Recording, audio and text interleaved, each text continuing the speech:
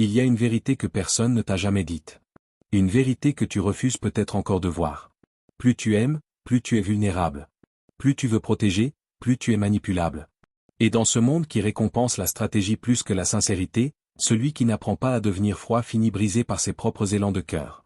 Machiavel ne parlait pas d'être cruel, mais d'être lucide.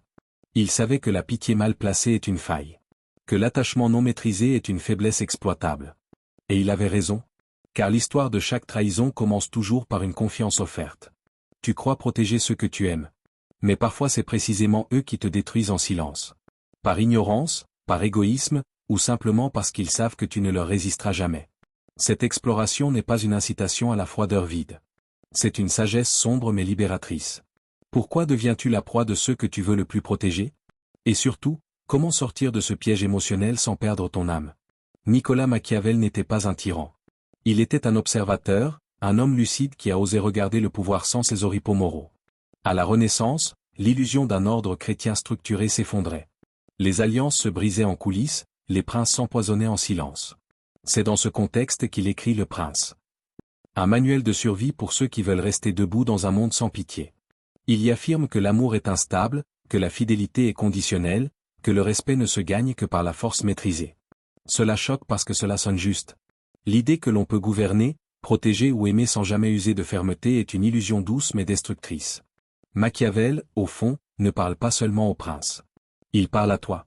À celui qui donne trop, à celle qui pardonne trop vite, à tous ceux qui s'oublient au nom de l'amour.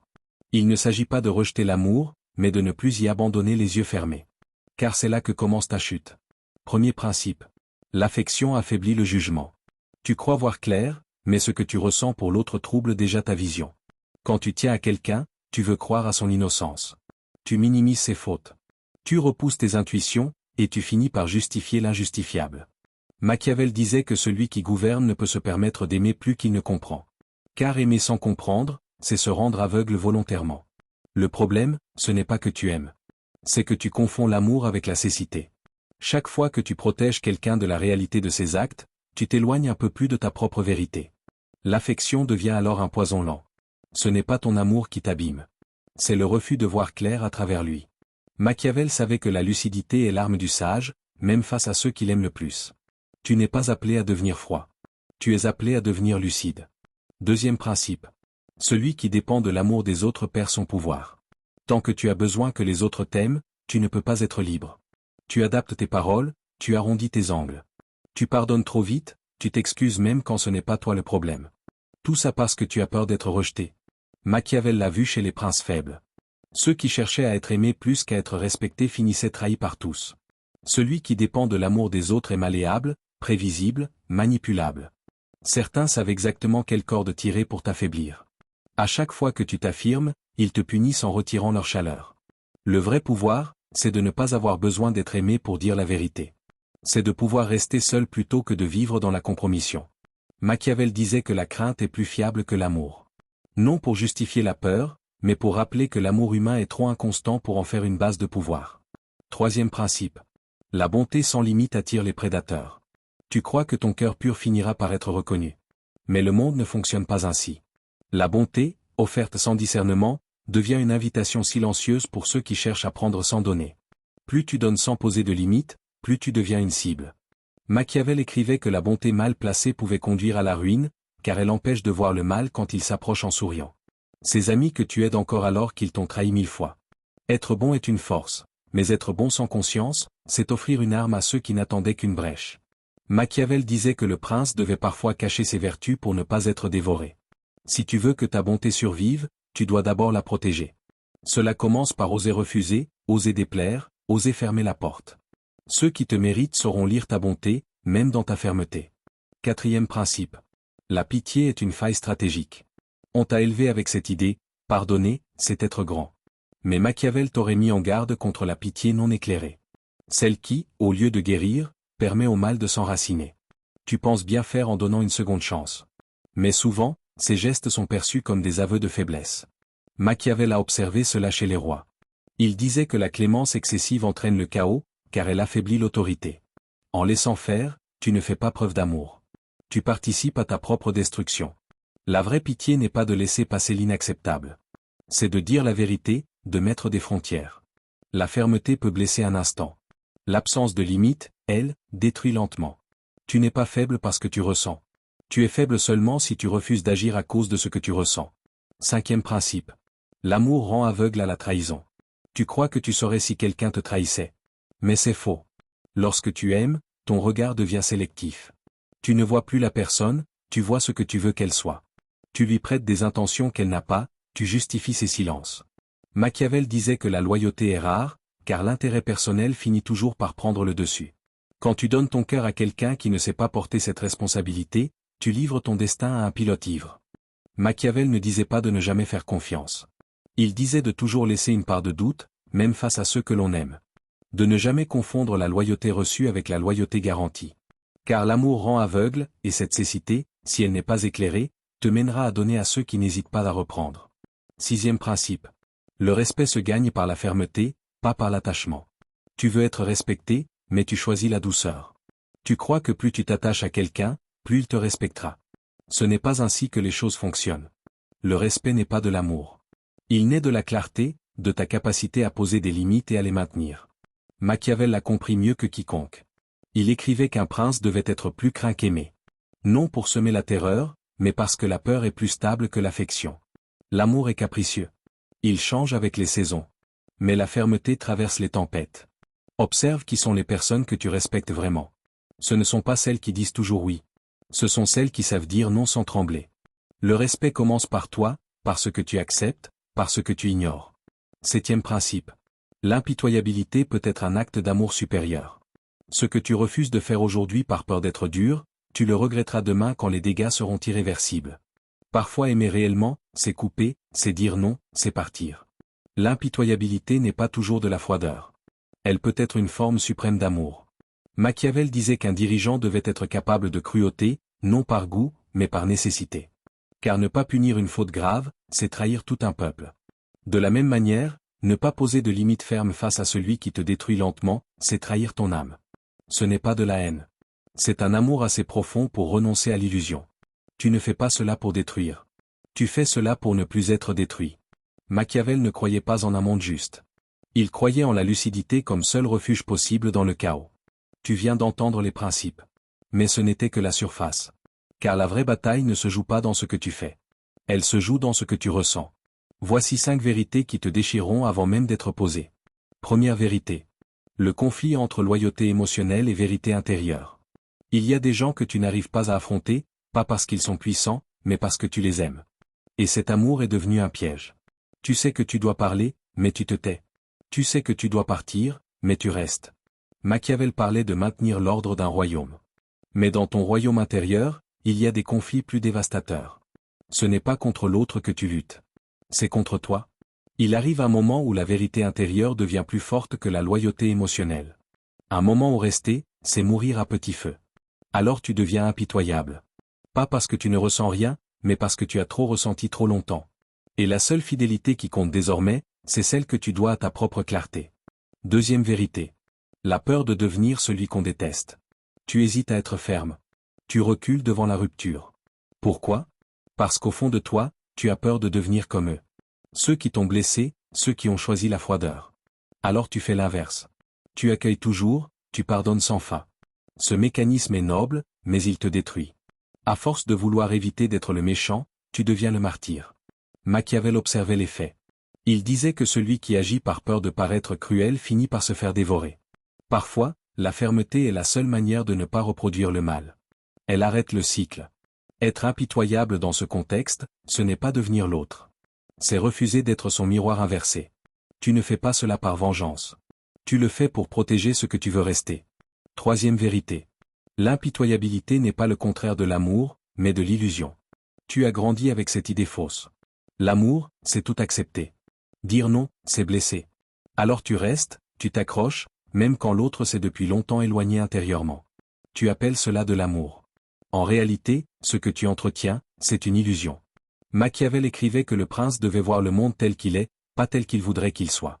Aimer vraiment, ce n'est pas maintenir un mensonge affectif. C'est oser regarder en face ce qui ne vit plus. Quand tu poses une limite ferme, l'autre croit que tu le rejettes. En réalité, ce que tu rejettes, c'est le rôle qu'il jouait. Être impitoyable ici, c'est aimer assez pour vouloir ce qui est vrai. Car au bout du chemin, il vaut mieux être seul avec la vérité que lié à une illusion qui t'étouffe. Quatrième vérité. Tu ne peux pas grandir tant que tu protèges ce qui te garde petit. Il y a dans ta vie des liens que tu crois sacrés, mais qui sont devenus des chaînes. Tu le sais. Tant que tu restes là, tu n'évolues pas. Tu répètes, tu stagnes. Et tu appelles cela loyauté, amour, famille. Machiavel comprenait les jeux de pouvoir. Et ce que tu vis là, c'est exactement cela. Un pouvoir invisible que l'autre exerce sur toi, parce que tu refuses de sortir du personnage que tu as endossé. À un moment, la vie te confronte à un choix. Continuer à protéger ce qui te limite, ou devenir impitoyable et coupé. C'est dans ce retrait que commence ta véritable croissance. L'impitoyabilité devient un acte de renaissance. Tu ne détruis pas l'autre. Tu cesses simplement de te trahir. Cinquième vérité. Ce que tu refuses de confronter t'empêche d'évoluer. Il y a dans ton entourage des personnes que tu évites, pas physiquement, mais intérieurement. Tu appelles à préserver la paix. Mais en vérité, tu protèges leur confort, et tu sacrifies ta croissance. Machiavel savait que le conflit, s'il est bien dirigé, est un outil de transformation. Il n'appelait pas à la guerre. Il appelait à la clarté, même si elle dérange. Confronter, ce n'est pas humilier. C'est dire, je te vois, je ne joue plus. Être impitoyable ici, c'est dire ce que tu dois dire, même si l'autre s'en va. Tu n'évolues pas en évitant les conflits. Tu évolues quand tu les traverses avec clarté. Il ne suffit pas de comprendre. Il faut maintenant choisir. Voici les actes que tu dois poser, sans bruit, sans retour. Premier acte. Identifie sans détour ce qui te lie encore à l'illusion. Tu ne peux rien changer tant que tu refuses de nommer ce qui t'enchaîne. Et ce qui t'enchaîne, ce ne sont pas les autres. Ce sont les illusions que tu entretiens autour d'eux. Tu dois oser écrire noir sur blanc. Qui, dans ta vie, continue à vivre dans ta tête alors que son comportement aujourd'hui est un poison? Il ne s'agit pas de haïr. Il s'agit de faire l'autopsie lucide de ce lien. Ce premier acte demande du courage, car il détruit une fiction affective. Mais tant que tu n'auras pas identifié précisément ce qui te relie encore à cette illusion, tu ne pourras poser aucune limite stable. Deuxième acte. Brise le pacte intérieur qui t'empêche de dire non. Tu crois que tu ne peux pas dire non parce que tu es trop gentil. Mais ce n'est pas vrai. Ce qui t'empêche de dire non, c'est un pacte invisible que tu as signé quelque part dans ton histoire. Si je refuse, je perds l'amour. Machiavel disait que celui qui veut être aimé à tout prix perd toute autorité. Dans ton monde intérieur, cette autorité, c'est ta capacité à dire jusqu'ici, pas plus loin. Tu ne le rompras pas en criant. Tu le rompras en murmurant une phrase simple. J'ai le droit de dire non, même si l'autre m'en veut. Troisième acte. Arrête de fuir les confrontations. Tu détestes les conflits. Mais ce que tu appelles calme est souvent de la résignation. Ce que tu n'affrontes pas se renforce dans l'ombre. Machiavel disait que les problèmes doivent être traités à leur naissance, sinon ils deviennent ingérables. Tu as le droit de ne pas être d'accord. Tant que tu évites la confrontation, tu abandonnes une partie de ta souveraineté. Tu peux dire ce que tu ressens, avec calme. Ce que tu fais me blesse. Et si l'autre se ferme, ce n'est pas toi le problème. Quatrième acte. Redéfinis ta vision de l'amour. Tu crois que l'amour, c'est ne jamais blesser, toujours pardonner. Mais l'amour véritable n'a rien à voir avec ça. Il est exigeant, tranchant. Il appelle à la vérité, pas à la soumission. Redéfinir l'amour, c'est commencer à dire, j'ai le droit d'aimer et de dire non. J'ai le droit d'aimer et de partir. L'amour n'est pas un trou où tu dois te perdre pour prouver ta loyauté. C'est une force qui doit te rapprocher de toi. Un cœur sans frontières finit vidé. Cinquième acte. Reprends la maîtrise de ton énergie affective. Chaque jour, tu perds une part de ton énergie dans des liens qui ne te nourrissent plus. Machiavel disait que celui qui ne sait pas rompre à temps se prépare une chute. Reprendre la maîtrise de ton énergie, c'est reconnaître que ce que tu ressens est précieux. Tu dois choisir à qui tu ouvres ton monde intérieur. C'est en fermant que tu commences à te retrouver. Coupe le canal. Récupère ton énergie. Ton attention est sacrée, ne la gaspille plus. Sixième acte. Entraîne-toi à l'impitoyabilité lucide dans les petits gestes du quotidien. L'impitoyabilité commence bien plus bas que dans les grandes décisions. Dans les choix que personne ne voit. Quand tu réponds à ce message alors que tu sais que c'est une répétition. Quand tu t'excuses encore alors que tu n'as rien fait de mal. Machiavel disait que celui qui veut inspirer le respect doit incarner la cohérence dans ses actes. Ne dis pas oui quand tu penses non. L'impitoyabilité n'est pas une explosion. C'est une présence. Une manière d'être qui dit, sans hurler, je ne suis plus disponible pour ce qui me détruit. Septième acte. Stabilise ta nouvelle posture intérieure dans la durée. Tu peux comprendre, décider, agir une fois, 10 fois. Mais tant que tu ne consolides pas cette posture dans la durée, tu retomberas. L'ancien toi attend ton moment de fatigue. Machiavel disait que ce n'est pas la première victoire qui compte, mais la capacité à maintenir l'ordre après la conquête. Cela commence par des rituels. Chaque matin, tu te rappelles qui tu veux être. Chaque soir, tu réévalues, où ai-je cédé. Stabiliser, c'est transformer une décision en état. Ce n'est plus une réaction, c'est une identité. Tu as vu clair maintenant. Tu sais que l'amour mal compris est un piège. Que la bonté sans clarté est une porte ouverte à l'abus. Que la peur de blesser cache souvent la peur d'exister. Ce monde t'a appris que pour être aimé, il fallait être doux, effacé. Mais ce que Machiavel te rappelle, c'est que pour être respecté, il faut être ferme, tranchant, lucide. Il ne s'agit pas de devenir froid. Il s'agit de voir, de discerner, de choisir ce que tu refuses désormais de tolérer. La vraie transformation commence dans les choix silencieux que tu fais quand personne ne te regarde. Dans ta manière de poser une frontière, de dire non sans colère, de partir sans bruit. Alors maintenant, pose-toi cette question. À qui continues-tu d'offrir une place qu'il ne mérite plus? Et que vas-tu faire dès ce soir pour cesser de te trahir? Souviens-toi. Parfois, celui qui t'aime vraiment, c'est celui qui ose ne plus te protéger de toi-même. Toi. Sois ce quelqu'un pour toi-même.